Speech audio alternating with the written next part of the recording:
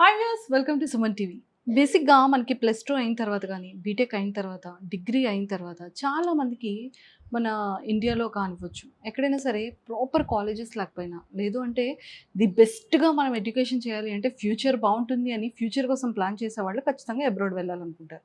But abroad వెళ్ళిన తర్వాత అక్కడ ప్రాసెస్ ఎలా ఉంటుంది, లేకపోతే మనం ఎలాంటి ఎడ్యుకేషన్ వెళ్ళాలి, ఇన్ని ఎడ్యుకేషన్స్ ఉన్నాయి కదా, అందులో ఏది బెస్ట్ ఉంటుంది, సో అక్కడ మనం సర్వే అవ్వాలి అంటే మనం ఏం చేయాలి, ఆఫ్టర్ ఎడ్యుకేషన్ తర్వాత మన లైఫ్ సెటిల్మెంట్ అక్కడ బాగుంటుందా, మళ్ళీ ఇక్కడ ఇండియా వచ్చి ఏమైనా జాబ్స్ వెతుక్కోవాలా, ఇలాంటి క్వశ్చన్స్ అయితే చాలా ఉంటాయండి. బికాజ్ నేను కూడా ఒక క్వశ్చన్ బ్యాంక్ కాబట్టి నాలాంటి క్వశ్చన్ బ్యాంక్స్ ఎంతమంది ఉంటారు కదా మీలో. సో మరి ఇలాంటి డౌట్స్ అన్ని వచ్చేటప్పుడు ఖచ్చితంగా మనం గూగుల్లో సెర్చ్ చేస్తాం ది బెస్ట్ కన్సల్టెన్సీ ఏంటి, సో మనం ఎవరిని అప్రోచ్ అయితే మన ప్రాపర్ గైడెన్స్ ఉంటుంది, సో మన ఏ కాలేజ్లో జాయిన్ అవ్వాలి, ఏ కంట్రీకి వెళ్తే బాగుంటుంది, అక్కడ ఎలాంటి కంపెనీస్లో ఆఫ్టర్ ఎడ్యుకేషన్ తర్వాత బాగుంటుంది, సో వీసా ఎక్కడ బాగుంటుంది, అండ్ అక్కడ కూడా కొన్ని టర్మ్స్ అండ్ కండిషన్స్ ఉంటాయి, మన ఇండియాలో కాదు కదా.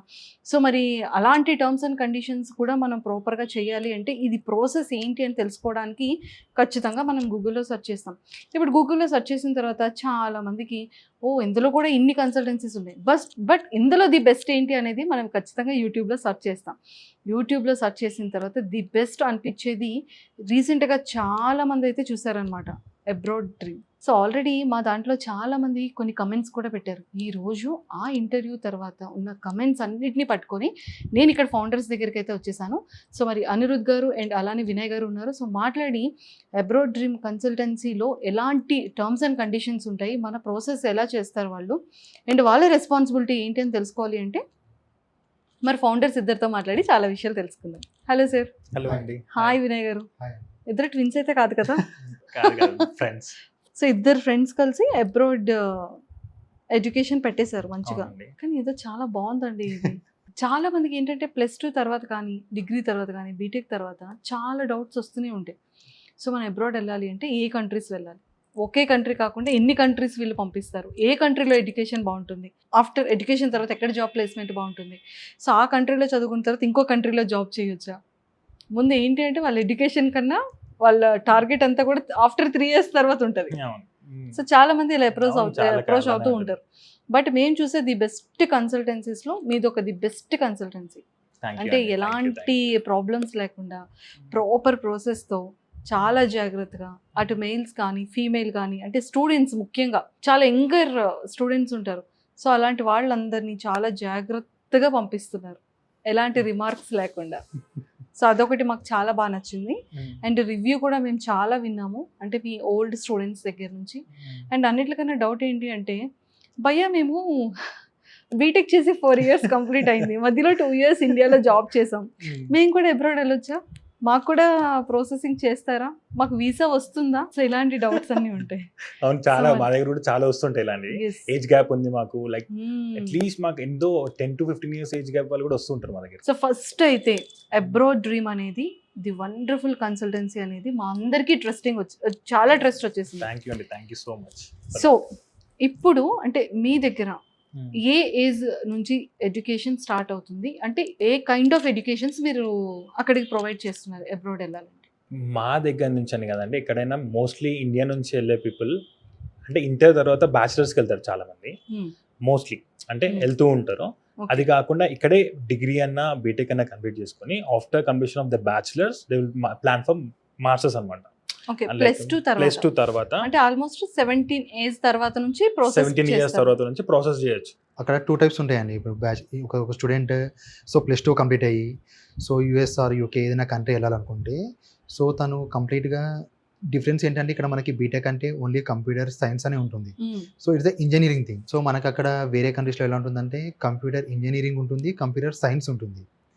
So engineering is more about ఇది 4 years ఉంటుంది మనలాగే. So if someone is planning for computer only computer సైన్స్కి వెళ్ళాలనుకుంటే సో 3 yearsలో బ్యాచిలర్స్ కంప్లీట్ చేయొచ్చు. సో ఈ సిచ్యువేషన్ కూడా ఏంటంటే అండి కంట్రీతో చేంజ్ అవుతూ ఉంటుంది కోర్స్ డ్యూరేషన్. సో అంటే ఒక్కో కంట్రీలో ఒక్కో విధంగా ఉంటుంది బ్యాచిలర్స్ కోర్స్. సో ఇది ప్రాసెస్ ఎలా ఉంటుంది? సో యూజువల్గా మనకి +2 తర్వాత బ్యాచిలర్స్కి వెళ్ళాలనుకునే వాళ్ళు సో మేజర్గా ఏంటంటే అండి వాళ్ళకి మినిమం 55% అలా ఉండాలండి. సో కొందరు స్టూడెంట్స్ ఉంటారు వాళ్ళకి 55% రిజల్ట్ ఉండాలి. 55% రిజల్ట్ ఉండాలి ఓన్లీ మన +2లో. సో అది మినిమం రిజల్ట్. సో కొన్ని యూనివర్సిటీస్ ఏంటంటే అండి నార్మల్గా కొంత స్టూడెంట్స్కి 40% ఉంటాయి. సో ఒక మన ఇండియాలో కన్సిడర్ చేసామనుకోండి, డిగ్రీ అడ్మిషన్ రావాలంటే ఇంటర్లో పాస్ అయితే సరిపోతుంది. సో కొన్ని యూనివర్సిటీస్ కొన్ని స్పెసిఫిక్ కోర్సెస్కి సో అంటే మన ఎడ్యుకేషన్ సిస్టమ్ వాళ్ళ ఎడ్యుకేషన్ సిస్టమ్ గ్యాప్ ఫిల్ చేయడానికి ఫౌండేషన్ ఇయర్ అని ఉంటుంది ఒకటి. సో యాక్చువల్గా డిగ్రీ 3 years అవుతాయి, ఈ ఫౌండేషన్ ఇయర్ అడిషనల్గా 1 year ఉంటుంది. సో ఏంటంటే స్కిల్ గ్యాప్ ఫిల్ చేయడానికి అడిషనల్ 1 year ప్లాన్ చేస్తారు. సో అంటే మనకి ఇక్కడ +2లో తక్కువ పర్సెంటేజ్ ఉన్న వాళ్ళకి విత్ ఫౌండేషన్ ఇయర్తో మూవ్ అవ్వచ్చు. సో అది మేజర్ రిక్వైర్మెంట్. సో కొన్ని కంట్రీస్ ఏంటంటే అండి నార్మల్గా మన +2 మార్క్స్ బట్టే కొన్ని ఎగ్జామ్ వేవర్స్ ఇస్తాయి. సో వేరే కంట్రీస్కి ఏదైనా ఇంగ్లీష్ ప్రొఫిషియన్సీ ఎగ్జామ్ రాయాల్సి ఉంటుంది.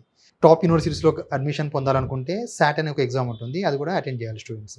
ఇప్పుడు ఒక స్టూడెంట్ అబ్రాడ్ వెళ్ళి ఎడ్యుకేషన్ చేయాలి అంటే మీ దగ్గర కన్సల్టెన్సీ ప్రాసెస్ ఎలా ఉంటుంది? యాక్చువల్ అండి స్టూడెంట్స్ ఫస్ట్ ఇనిషియల్గా కన్ఫ్యూజన్ స్టేట్లో ఉంటారండి. కొందరు స్టూడెంట్స్ మాకు క్లియర్ కట్గా వస్తారు, అంటే ప్రీవియస్గా వాళ్ళ రిలేటివ్స్ వెళ్ళిన వాళ్ళు ఉంటారు, లేదంటే వాళ్ళ ఫ్యామిలీలో వేరే వెళ్ళిన పర్సన్స్ ఉంటారు. సో అట్లాంటి వాళ్ళతో ఏంటంటే సేమ్ వాళ్ళు అదే కంట్రీకి వెళ్తామన్న థాట్లో ఉంటారు.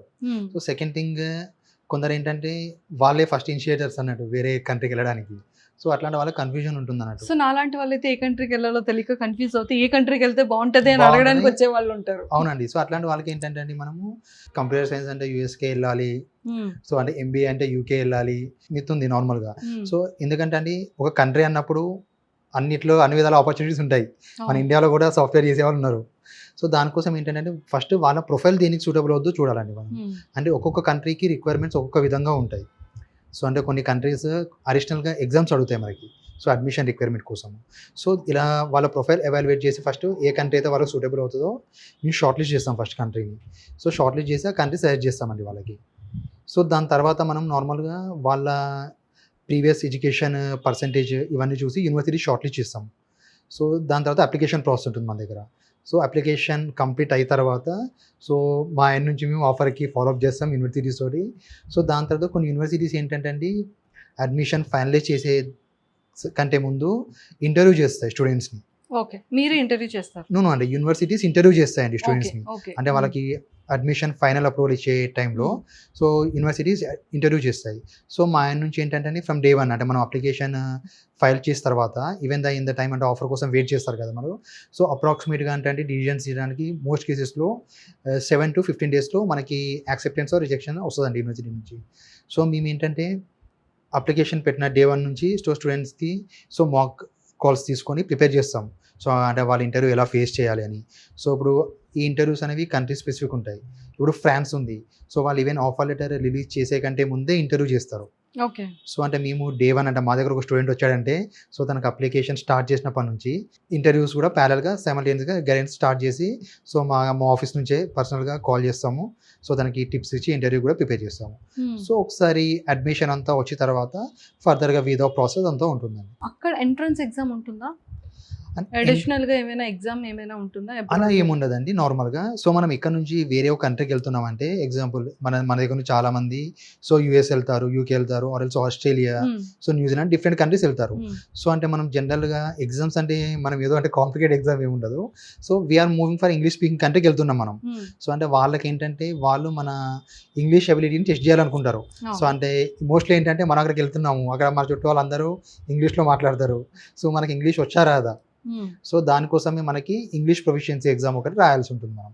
సో అది కొన్ని కంట్రీస్ ఏం చేస్తాయంటే యూరోప్ కంట్రీస్ కానీ యూకే కానీ సో మన ప్రీవియస్ స్టడీ ఇంగ్లీష్ మీడియంలో చదువుంటే సో ఎగ్జామ్ లేకున్నా కూడా యూనివర్సిటీ నుంచి ఇంటర్వ్యూ తీసుకొని ఎగ్జామ్ని వే ఆఫ్ చేస్తాయి. So US or any other countries, Australia, New Zealand ఇట్లాంటి కంట్రీస్ మ్యాండేటరీగా ఒక ఎగ్జామ్ రాయమని అడుగుతాయండి. సో ఇది నార్మల్గా ఎవరైనా రాయాల్సిన ఎగ్జామ్ ఇది. సో దీంతో పాటు కొంచెం టెక్నికల్ కోర్సెస్ ఉంటాయి కొన్ని.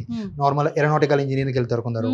సో అంటే కంప్లీట్ కోర్స్ వెళ్ళే వాళ్ళకి so GMAT or GRE exam కూడా రాయాల్సి ఉంటుంది. సార్ ఇప్పుడు యూఎస్ లో కానీ యూకేలో కానీ లండన్ లో అంటే ఇక్కడ ఏమైనా మనం స్టడీస్ చేయాలి అంటే degree or BTech whatever, so మనకి ఎంత చార్జెస్ ఉంటుంది అక్కడ? ఓవర్సీస్లో ఎడ్యుకేషన్ కంప్లీట్ చేయాలంటే మనకు యూనివర్సిటీ ఫీజెస్ వచ్చేసి సో మినిమం 10 lakhs నుంచి స్టార్ట్ అవుతాయి. సో మనకి యూనివర్సిటీ ర్యాంకింగ్ సో కోర్స్ బట్టి అప్ టు 50 lakhs 60 lakhs వరకు కూడా ఉంటాయండి ఫీజెస్. ఇది పర్ ఇయర్ అండి ఫీజు. సో యూజువల్గా నార్మల్ ఏంటంటే అండి కొన్ని కంట్రీస్లో మాస్టర్స్ 1 year ఉంటుంది. సో ఇప్పుడు యూకేలో మాస్టర్స్ 1 year ఉంటుంది. సో కంప్లీట్ ఆ 1 yearకి ఫీజు అప్రాక్సిమేట్గా యూకే కంట్రీకి వచ్చేసి మనకి 10 to 16 lakhs మధ్యలో ఉంటుందండి యావరేజ్గా ఫీజు. సో ఫీజు కూడా ఏంటంటే నార్మల్గా యూఎస్లో 2 years ఉంటుంది మాస్టర్స్, బట్ స్టూడెంట్స్కి ఒక ఆపర్చునిటీ ఉంటుంది. సో వాళ్ళు క్రెడిట్స్ ముందే సెలెక్ట్ చేసుకునేటట్టు ఉంటుంది అన్నట్టు. వాళ్ళు 4 semesters కాకుండా ఈవెన్ 3 semestersలో కూడా మాస్టర్స్ కంప్లీట్ చేయగలుగుతారు వాళ్ళు. ఓకే. సో అంటే ఇక మన దగ్గర ఎడ్యుకేషన్ సిస్టంలో ఎలా అంటే ఇప్పుడు ఫస్ట్ సెమిస్టర్లో ఒక 5 subjects ఉంటాయి, సెకండ్ సెమిస్టర్లో 5 subjects. అలా కాకుండా స్టూడెంట్స్ అడిషనల్ సబ్జెక్ట్స్ కూడా ఆప్ట్ చేసుకోవడానికి వాళ్ళకు ఒక ఆప్షన్ ఆప్షన్ ఉంటుంది అనేది మనకి. ఉంటుంది. ఓకే సార్, ఇప్పుడు మరి ఫీ అనేది చాలా ఎక్కువ ఉంటుంది కదా, అంటే 10 lakhs to 16 lakhs వరకు అవును. ఉంటుంది. సో దీనికి ఏమైనా ఎడ్యుకేషన్ లోన్స్ కానీ స్కాలర్స్ కానీ ఏమైనా అవైలబుల్ ఉంటుందా అక్కడ? అవైలబుల్ ఉంటుందండి. And every university 2 types of scholarships provide చేస్తుంది. ఒక స్కాలర్షిప్ ఏంటంటే అండి ఇంటర్నేషనల్ స్టూడెంట్స్కి సో డిఫాల్ట్గా ఉంటుందండి. అది అప్రాక్సిమేట్గా అది 50,000 నుంచి 5 lakhs వరకు ఉంటుంది. సో అంటే యూనివర్సిటీ మీద డిపెండ్ అయి ఉంటుంది. ఒక్కొక్క యూనివర్సిటీకి ఒక్కొక్క రకమైన స్కాలర్షిప్ ఉంటుంది.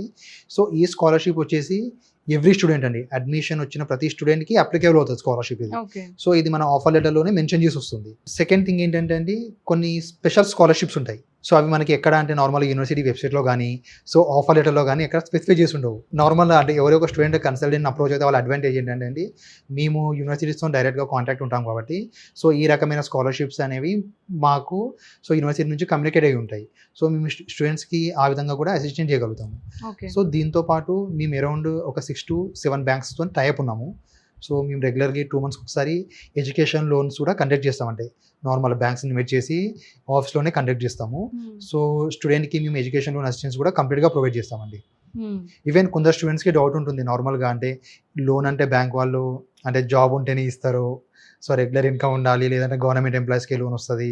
సో కొందరు ఫార్మర్స్ ఉంటారు, సో వాళ్ళ ఐటీఆర్స్ ఫైల్ చేయరు. సో అంటే ఇట్లాంటి కేసెస్ వాళ్ళకు కూడా మేము ఎడ్యుకేషన్ లోన్కి అసిస్టెన్స్ ఇస్తాము. సో వాళ్ళకి అంటే లోన్ ప్రకారం అయితే మేము 100% మా నుంచి అసిస్టెన్స్ ఇస్తామండి. అంటిల్ అన్లెస్ వాళ్ళ సివిల్ స్కోర్ కొంచెం అంటే ప్రాపర్ సివిల్ స్కోర్ ఉంటే స్టూడెంట్స్కి సో అంటే వాళ్ళ ఫినాన్షియల్స్ కానీ ఈవెన్ మోర్టిగేజ్ లేకున్నా కూడా ఎడ్యుకేషన్ లోన్ అసిస్టెన్స్ ప్రొవైడ్ చేస్తాం మేము. సో ఎడ్యుకేషన్ వీసా ప్రాసెస్ అంతా మీరే చేస్తారా? అవునండి, ఎడ్యుకేషన్ వీసా ప్రాసెస్ అంతా మేమే చేస్తాం. ఇంత బాగా ప్రాసెస్ చేసిన తర్వాత కూడా చాలా మంది స్టూడెంట్స్ ఈ మధ్య న్యూస్లో చూసుకుంటే మళ్ళీ యూఎస్ నుంచి కానీ కొన్ని కంట్రీస్ నుంచి మళ్ళీ బ్యాక్కి పంపించేయడం మన ఇండియాకి జరుగుతుంది. సో వాళ్ళు ఎంత హోప్తో వెళ్తూ ఉంటారు, పాపం మళ్ళీ వాళ్ళు వెనక్కి రావడం చాలా డిసప్పాయింటెడ్గా ఉంటుంది కదా. సో ఎక్కడ ప్రాబ్లం అంటారు? స్టూడెంట్స్లో ప్రాబ్లమా, లేకపోతే వీసా ప్రాబ్లమా, లేకపోతే ఆ కంట్రీ ప్రాబ్లం ఉంటుంది? మెయిన్లీ గైడెన్స్ ప్రాబ్లం అండి. ఓకే. స్టూడెంట్స్కి ప్రీ డిపార్చర్ గైడెన్స్ అనేది మోస్ట్ ఇంపార్టెంట్ థింగ్ వాళ్ళకి ఇవ్వాల్సింది మనం. ఓకే. ఏంటి అంటే వాళ్ళకి వీసా రాగానే వీసా వచ్చింది కదా అనుకుని వాళ్ళ డాక్యుమెంటేషన్ అన్ని ఇక్కడ ఇండియాలో వదిలేసి వెళ్తారు. వాళ్ళ డాక్యుమెంటేషన్, ఫైనాన్షియల్ డాక్యుమెంట్స్ కానీ, వాళ్ళ ఎడ్యుకేషనల్ డాక్యుమెంట్స్ కానీ, ఇంకేదైనా లైక్ ఎక్స్పీరియన్స్ వాళ్ళు వర్క్ చేసింటే మాత్రం ఎక్స్పీరియన్స్ డాక్యుమెంట్స్ కానీ, మనకు వీసా వచ్చేసింది కదా, మనకి యూనివర్సిటీ యాక్సెప్ట్ చేసింది కదా అని చెప్పి పట్టించుకోరు. డాక్యుమెంట్స్ అని ఇక్కడ ఇండియాలో పెట్టేసి ఓన్లీ పాస్పోర్ట్ తీసుకుని వెళ్తారు. ఫస్ట్ థింగ్ అదే, దానివల్ల ఇష్యూ ఉంటుంది. మేము అందుకే ప్రతి ఒక్క స్టూడెంట్కి ప్రీ డిపార్చర్ ట్రైనింగ్ అనేది ఒక 5-6 ఉంటుంది. దానిలో ప్రతి ఒక్కరికి ట్రైనింగ్ ఇచ్చి పంపిస్తాం. ఏం చేయాలి, వీసా వచ్చాక మీరు కాలేజ్లో రీచ్ అయ్యేంత వరకు ఏం చేయాలి అని చెప్పి A to Z ఎక్స్ప్లెయిన్ చేస్తాం. మెయిన్ ఇలాంటి ప్రాబ్లం ఎందుకు వస్తుందంటే, ఇప్పుడు ఎగ్జాంపుల్ అండి, ఫ్లోరిడాలో వాళ్ళ కాలేజ్ ఉంటుంది, ఫ్లోరిడా అట్లాంటి కాలేజ్ అనుకోండి. వాడు వెళ్ళి చికాగోలో మా అక్క ఉంది, మా చుట్టాలు ఉన్నారని చెప్పి చికాగోలో దిగుతారు. అది అంటే మెయిన్లీ ఇమిగ్రేషన్ ప్రాబ్లం వచ్చేది అక్కడే అండి. అంటే కాలేజ్ వచ్చేసి ఫ్లోరిడాలో తనకు వచ్చే అంటే మెయిన్లీ అంటే యూఎస్ అనేది వీసా రిజెక్ట్ అయినా సరే డిపోర్ట్ చేసిన రీజన్స్ ఇయ్యరండి వాళ్ళు, ఎక్కడ కూడా మెన్షన్ చేయరు. వేరే అదర్ కంట్రీస్ ఒకవేళ మీకు వీసా రిజెక్ట్ అయినా మీరు మళ్ళీ వాపస్ పంపించిన ప్రతి ఒక్క డీటెయిల్గా మెన్షన్ చేస్తారు. దేనివల్ల రిజెక్ట్ చేసాము, దేనికి వాపస్ పంపిస్తున్నాము మిమ్మల్ని, ఎందుకు వీసా రిజెక్ట్ చేసాము. కానీ యూఎస్లో వీసా రిజెక్ట్ అయిందంటే ఎందుకు అని చెప్పి ఇంతవరకు ఎవరు తెలియదు అండి, ఎవరు తెలియదు ఆన్సర్. డిపోర్ట్ చేసినా కూడా ఎందుకు అని చెప్పి ఎవరు తెలియదు. అందుకని చెప్పి వీసా వచ్చాక ఆఫీస్కి పిలిచి వాళ్ళకి ప్రీ డిపార్చర్ ఎలా ఉండాలి, వీసా వచ్చాక మీరు చేయాల్సిన కాలేజ్లో రీచ్ అయ్యి ఎన్రోల్మెంట్ అయ్యేంత వరకు ఎలాంటి ఫార్మాలిటీస్ ఉంటాయని చెప్పి ఈచ్ అండ్ ఎవ్రీథింగ్ మేము ఎక్స్ప్లెయిన్ చేస్తామండి. మెయిన్లీ ఇది ఇంపార్టెంట్ థింగ్ అండి. వీసా రావడం ఒకటే కాదు, వీసా వచ్చాక వాళ్ళు రీచ్ అయ్యేంత వరకు హెల్ప్ చేయడం. బీటెక్ కంప్లీట్ అయిన వెంటనే వెళ్ళే వాళ్ళు కొంతమంది ఉంటారు, లేదు అంటే ఒక 2 years తర్వాత గ్యాప్ తీసుకొని ఎడ్యుకేషన్ మళ్ళీ చేయాలనుకుంటారు. అంటే వెంటనే రిలీవ్ అయిన వెంటనే ఇలా వెళ్తే బాగుంటుందంటారా, లేకపోతే ఇలా ఒక 2-3 years ఎడ్యుకేషన్ తర్వాత గ్యాప్ వచ్చినా కూడా పర్వాలేదా? నార్మల్గా అంటే ఏంటండి, సో రెండింటికి అడ్వాంటేజెస్ ఉన్నాయి, డిసడ్వాంటేజెస్ ఉన్నాయి. సో యూజువల్గా అంటే మేమైతే ఎవరికైనా అబ్రాడ్ వెళ్ళాలని ప్లాన్ చేసుకుంటే సో అంటే వాళ్ళ ఎడ్యుకేషన్ తర్వాత ఇమీడియట్గా వెళ్ళమని సజెస్ట్ చేస్తామండి. అంటే ఇక్కడ బ్యాచిలర్స్ కంప్లీట్ అయిన తర్వాత సో ఇమీడియట్గా మాస్టర్స్ కంప్లీట్ చేసేసి సో ఫర్దర్గా ఎంప్లాయ్మెంట్ కోసం సర్చ్ చేసుకోమని చెప్తాము. సో ఎందుకంటే నార్మల్గా సో వన్స్ వాళ్ళు జాబ్లోకి ఎంటర్ అయిన తర్వాత సో వన్స్ ఎర్నింగ్ అనేది ఎవరికైతే ఒకటి స్టార్ట్ అవుతుందో సో అంటే మన లెర్నింగ్ కర్వ్ అనేది కొంచెం డ్రాప్ అవుతుందండి. సో అంత యాక్టివ్గా మనం ఇప్పుడు బీటెక్ కంప్లీట్ అవుతాం, ఎడ్యుకేషన్ సిస్టంలోనే ఉంటాము. సో దాన్ని కంటిన్యూ చేయలేము మనం అంటే అరౌండ్ 5 ఇయర్స్ తర్వాత సో అడ్మిషన్ పాయింట్ ఆఫ్ వ్యూలో ప్రాబ్లం లేదు. అప్ టు 15 ఇయర్స్ వరకు గ్యాప్ ఉన్నా కూడా యూనివర్సిటీస్ అడ్మిషన్ ఇస్తాయి. సో బట్ ఏంటంటే మన లెర్నింగ్ కర్వ్ అనేది తగ్గుతుంది మనకి. మనం కంటిన్యూ చేసినంత స్పీడ్గా నాలెడ్జ్ గెయిన్ చేయలేము. సో సెకండ్ అడ్వాంటేజ్ ఏంటంటే అండి, చాలామంది ఇప్పుడు నార్మల్గా ఇప్పుడు యావరేజ్గా ఇప్పుడు మన కంట్రీలో చూసినా కూడా ఒక బీటెక్ కంప్లీట్ అయిన వాళ్ళకి 30,000 to 50,000 యాజ్ ఏ ఫ్రెషర్గా, అది కొంచెం ఎంఎన్సీస్లో అయితే ఉందండి జాబ్. సో ఈ రేంజ్ ఆఫ్ శాలరీస్ వస్తున్నాయి. సో వాళ్ళకి యాన్యువల్గా అరౌండ్ 50 to 20% హైక్ వచ్చినా కూడా సో అప్రాక్సిమేట్గా వాళ్ళు అరౌండ్ ఒక 2 years టైంలో సో అప్రాక్సిమేట్గా 10 to 15 lakhs ప్యాకేజ్లు రీచ్ అవుతారు. సో మనకి అడ్వాంటేజ్ ఏంటంటే అండి, నార్మల్గా ఒకసారి ఇదే స్టూడెంట్ సో ఈ 15 lakhs నార్మల్ అప్రాక్సిమేట్గా అంటే మినిమం ఫీజ్ 10 lakhsతోని ఓవర్సీస్ వెళ్ళి ఎడ్యుకేషన్ కంప్లీట్ చేస్తే సో రెండు అడ్వాంటేజెస్ ఉంటాయి. సో ఎవ్రీ కంట్రీలో తను up to 20 hours part time job చేసుకోవడానికి ఎలిజిబుల్ ఉంటుందండి లీగల్గా. సో యావరేజ్ ఇప్పుడు యూకే ఇష్యూ తీసుకుంటే so per hour minimum wages 9.25 pounds ఇస్తారు. అంటే ఒక స్టూడెంట్స్ మాస్టర్స్కి వెళ్తే if he has cross 25 years of age తన లీగల్ వేజెస్ 9.25 pounds ఉంటుందండి యూకేలో. సో అంటే అప్రాక్సిమేట్గా తను మంత్లీ ఒక 1 lakh వరకు సంపాదించుకోవచ్చు. It's not about earning money, but ఏంటంటే తను మాస్టర్స్ కోసం ఇన్వెస్ట్ చేసిన ఫీజు రికవర్ అవుతుంది. సో యావరేజ్గా మనకి ప్రీవియస్గా ఇప్పుడు మనకి గ్లాస్డోర్ కానీ అంటే నౌకరీ వెబ్సైట్స్లో చూస్తే ఓవర్సీస్లో మాస్టర్స్ కంప్లీట్ అయిన వాళ్ళకి so basic packages so 18 lakhs plus ఉన్నాయండి. సో ఈవెన్ ఇక్కడ 2 years జాబ్ చేసి ఇంక్రిమెంట్తో రీచ్ అయిన వాళ్ళకంటే కూడా సో మాస్టర్స్ కంప్లీట్ చేసి డైరెక్ట్గా జాబ్ వచ్చిన వాళ్ళకి ప్యాకేజ్ ఎక్కువ ఉన్నాయి. ఈవెన్ బోత్ ఓవర్సీస్లో, ఇండియాలో కూడా. సో దానికోసం ఏంటంటే డైరెక్ట్ మాస్టర్స్ కంప్లీట్ చేసేసి ఎంప్లాయ్మెంట్ చూసుకుంటే బెటర్ అండి స్టూడెంట్స్. ఎడ్యుకేషన్ అయిన తర్వాత ఒక 4 years జాబ్ చేసేవాళ్ళు ఉంటారు. అవునండి. ఆఫ్టర్ ఎడ్యుకేషన్ తర్వాత లేకపోతే ఒక 10 years ఆల్రెడీ జాబ్ చేస్తూ న్యూలీ మ్యారీడ్ అవునవును ఉంటారు.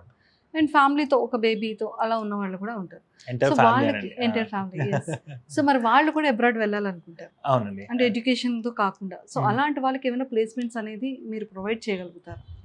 ప్లేస్మెంట్స్ అనేది కాదండి, వాళ్ళకి కూడా స్టూడెంట్ వీసాసే ఉంటాయి. ఇంతకు ముందు లైక్ పాస్ట్ 2023 డిసెంబర్ వరకు like UK like spouse entire family visas ఇచ్చింది. అండ్ చాలా మంది యూకేకి వెళ్ళారు. మేము చాలా కేసెస్ ఉన్నాయి మేము పంపించిన వాళ్ళకి. కానీ ప్రెసెంట్గా అయితే యూకే ఎలాంటి స్పౌస్ యాక్సెప్ట్ చేయట్లేదు, ఓన్లీ స్టూడెంట్ని యాక్సెప్ట్ చేస్తుంది. అదర్ కంట్రీస్, యూకే కాకుండా అదర్ కంట్రీస్ యాక్సెప్ట్ చేస్తుంది. గ్యాప్ అనేది నాట్ ఏ ప్రాబ్లం అండి. అప్ టు 15 years వరకు యూనివర్సిటీస్ యాక్సెప్ట్ చేస్తాయి.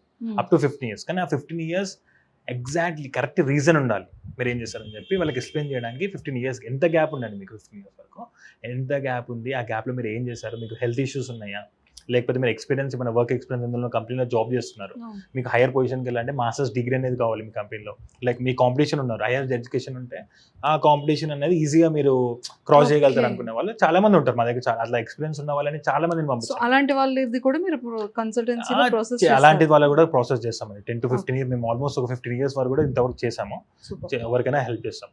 ఇంత ప్రాసెస్ చేస్తారు కదా, so A to Z process నుంచి అంటే స్టార్టింగ్ ప్రాసెస్ నుంచి ఎండింగ్ ప్రాసెస్ వరకు మీ రెస్పాన్సిబిలిటీస్ ఎలా ఉంటాయి? ఒకసారి మా ఆఫీస్కి విజిట్ అయ్యాక A to Z ప్రాసెస్ అంటే A to Z ప్రాసెస్ ఏంటి అంటే వచ్చాక వాళ్ళ డాక్యుమెంటేషన్, వాళ్ళ కంట్రీ చూస్ చేసుకోవడం, వాళ్ళ కోర్స్ చూస్ చేసుకోవడం, అంటే అవన్నీ ప్రాపర్గా వీసా వచ్చాక అక్కడ కాలేజ్లో ఎన్రోల్మెంట్ అయ్యాక మాస్టర్స్ కంప్లీట్ అయ్యాక తన జాబ్ కోసం సర్చింగ్ ఉంటుందండి. మెయిన్లీ యూఎస్లో మాత్రం జాబ్స్ అనేది కొంచెం మాకున్న టైఅప్స్కి కొంచెం ఈజీగానే పెట్టేయగలుగుతాం జాబ్స్. అదర్ కంట్రీస్లో సేమ్ ఇప్పుడు యూకే కూడా అలానే ఉందండి. యూకే కూడా మార్కెట్ బాగానే పెరుగుతుంది దానికి, అంటే లైక్ సేమ్ లైక్ యూఎస్ అవుతుంది యూకే కూడా. ఇప్పుడు యూఎస్ కొంచెం టైట్ ఉంది కాబట్టి యూకే కూడా చాలా మంది వెళ్తున్నారు. అక్కడ కూడా మేము అప్రోచ్ చేయమండి టైప్ 2 వీసాస్ అని చెప్పి సాఫ్ట్వేర్ కంపెనీస్తో కొంచెం టైప్ అయ్యి హెల్ప్ చేస్తున్నాం స్టూడెంట్స్కి. ప్లేస్మెంట్స్ అంటే అయిపోయాక ప్లేస్మెంట్స్ ఎలా ఉండాలి, వాళ్ళకి ఏ కంపెనీతో ప్లేస్మెంట్స్ ఉన్నాయి అని చెప్పి మేము గ్రాప్ చేసుకొని వాళ్ళకి హెల్ప్ చేస్తున్నామండి.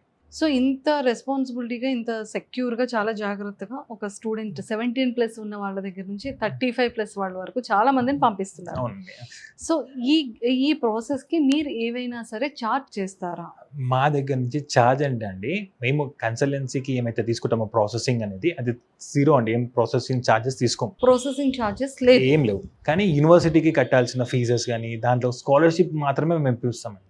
ఎగ్జాంపుల్ ఒక కాలేజ్ ఒక 20 lakhs ఉందనుకోండి, కాలేజ్ నుంచి మాక్సిమం ఎంతైతే స్కాలర్షిప్ ఇప్పిస్తామో అంత స్కాలర్షిప్ ఇప్పిస్తాం. మా సైడ్ నుంచి ఎంత వరకు అయితే మేము చేయగలుగుతామో అంత స్కాలర్షిప్ అయితే ఇప్పగలుగుతాం. మోస్ట్లీ స్కాలర్షిప్ బయట వాళ్ళు ఇప్పించేదానికంటే మాకు తెలిసిన కొంచెం లూ పాయింట్స్ వల్ల, అంటే ఇంతకుముందు మా వినయ్ చెప్పినట్టు అలాంటి, అంటే కొంతమంది బయట నెట్లో ఉండదు, అది కాలేజ్ వాళ్ళు ఎక్కడ మెన్షన్ చేయరు, మాకున్న టైప్స్కి మాకు ఇంకా ఎక్కువ స్కాలర్షిప్ ఇప్పించే ఛాన్సెస్ ఎక్కువ ఉంటాయి. సో ఇక్కడ నుంచి పాపం పేరెంట్స్ వదిలేసి బాయ్స్ అంటే ఎలా అయినా సరే పర్వాలేదు కానీ గర్ల్స్ చాలా మంది 17+ ఏజ్ లో ఉన్న అమ్మాయిలు కానివ్వచ్చు, చాలా యంగ్ పీపుల్ ఫీమేల్, సో అలాంటి వాళ్ళకి సెక్యూరిటీ బాగానే ఉంటుందా మీరు చేసే ఆల్ కంట్రీస్? సెక్యూరిటీ అంటే అండి, కొంతమంది 17+ వెళ్ళే వాళ్ళందరికీ వాళ్ళ ఫ్యామిలీ వాళ్ళు ఉంటారు ఎక్కువ మంది. బ్యాచిలర్స్కి అమ్మాయిలు, మోస్ట్లీ అమ్మాయిలు బ్యాచిలర్స్కి వెళ్దామన్న వాళ్ళు వాళ్ళ ఫ్యామిలీ వాళ్ళు ఉంటారు ఫస్ట్ థింగ్.